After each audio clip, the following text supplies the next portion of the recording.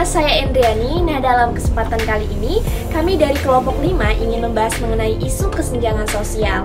Nah, sebelum memasuki inti dari video ini, sebaiknya kita menyinggung apa sih sebenarnya kesenjangan sosial itu? Tingkat kesenjangan di Indonesia ternyata masih dalam tingkat yang berbahaya dan disebut kelembagaan sosial dan keberhasilan. Menurut Robert Chambers, kesenjangan sosial adalah seluruh gejala yang muncul di dalam lapisan masyarakat karena adanya bentuk perbedaan dalam hal keuangan dan yang lainnya di antara masyarakat yang menempati suatu daerah tertentu. Kesenjangan sosial ini mengakibatkan ketidakadilan di lingkungan masyarakat. Perbedaan mencolok ada pada kemampuan finansial dan status sosial masyarakat yang tinggal di lingkungan tertentu.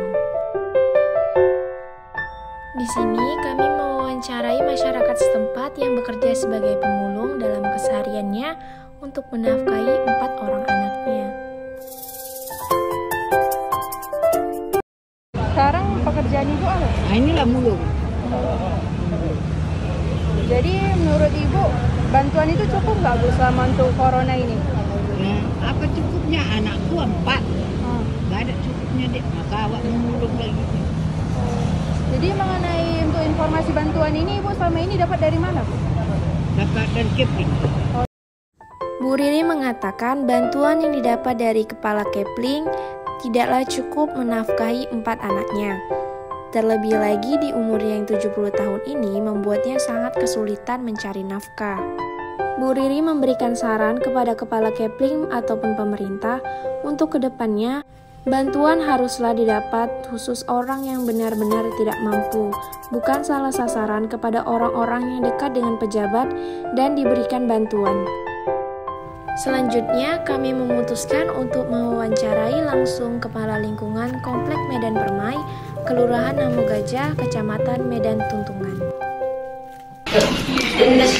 Baik, di sini saya sudah bersama Ibu Suci dan Ibu Nurul selaku Kepala Lingkungan 1 Kelurahan Namo Gajah, Komplek Medan Permai. Baik, langsung saja kita mulai wawancara ini, Bu. Menurut Ibu, kalau ada terjadi kesenjangan sosial, apa yang bisa menjadi faktor penyebab kesenjangan sosial tersebut? Mungkin kalau kesenjangan sosial mungkin dari mata pencaharian. Dari mata pencaharian itu kan terimbas ke penghasilan, ya kan?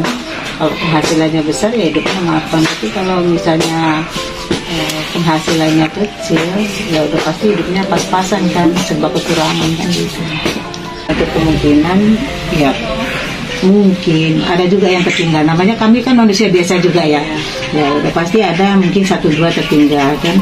Kami tetap membuka jalan mereka untuk segera melapor ke kami gitu dan akan tetap ditangani.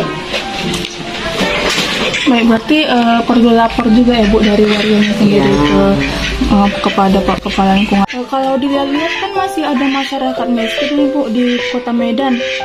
Kira-kira mengapa ya Bu masih ada? Padahal kan kalau misalnya ada kasus-kasus kemiskinan, bantuan dari pemerintah tetap jalan begitu Bu.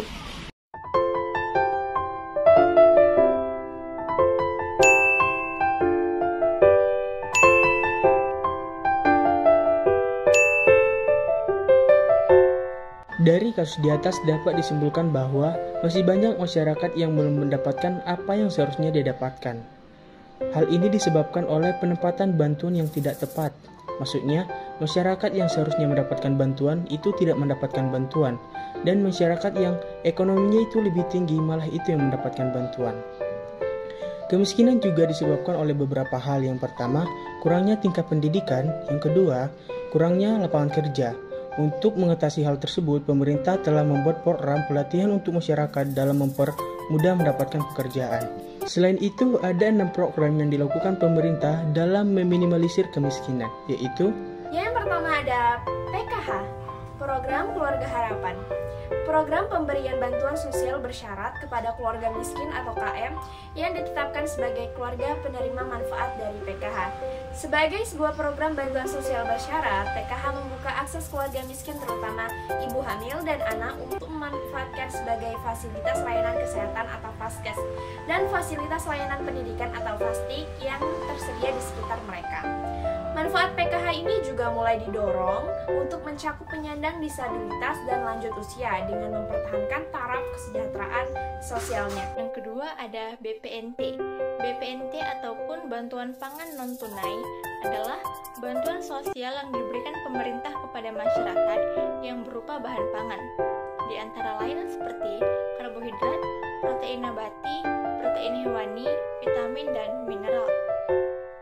Yang ketiga, BST ataupun bantuan sosial tunai adalah bantuan yang diberikan Kemensos Republik Indonesia kepada masyarakat yang bersumber dari Data Terpadu Kesejahteraan Sosial atau biasa disebut dengan DTKS.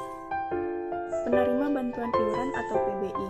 Penerima bantuan iuran atau PBI adalah peserta jaminan kesehatan bagi fakir miskin dan orang tidak mampu sebagaimana diamanatkan UU SJSN yang iurannya dibayari pemerintah sebagai peserta program jaminan kesehatan. Peserta PBI adalah fakir miskin yang ditetapkan oleh pemerintah dan diatur melalui peraturan pemerintah.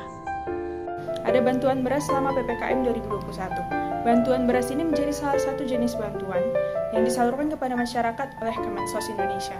Bantuan ini diberikan guna mengurangi beban masyarakat yang terdampak pandemi COVID-19. Penyaluran bantuan beras ini dilakukan oleh Kemensos yang bermitra bersama Bulog.